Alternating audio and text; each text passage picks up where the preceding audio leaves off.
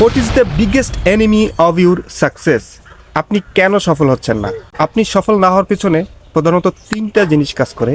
এক নম্বরে হচ্ছে ইয়োর কমফোর্ট জোন।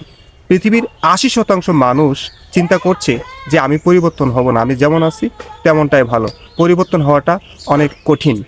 উদাহরণস্বরূপ, একজন শিক্ষক দীর্ঘদিন ধরে ট্রেডিশনাল মেথডে ক্লাসে পাঠদান করে, তো সে পরিবর্তন হতে চায় না। এতে যে আধুনিক যে প্রযুক্তি শিক্ষার ক্ষেত্রে, সেই প্রযুক্তি থেকে শিক্ষার্থীরা বঞ্চিত থাকে। দুই নম্বর এনিমি হচ্ছে লার্ন হেল্পলেসনেস।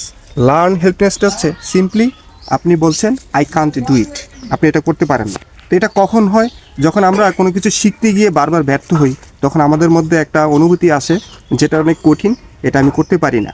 তো এইটা হচ্ছে লার্ন হেল্পলেসনেস। আপনি আগে থেকেই মোটিভেটেড যে আমি আসলে এটা করতে পারবো না, আমার দ্বারা এটা হবে না।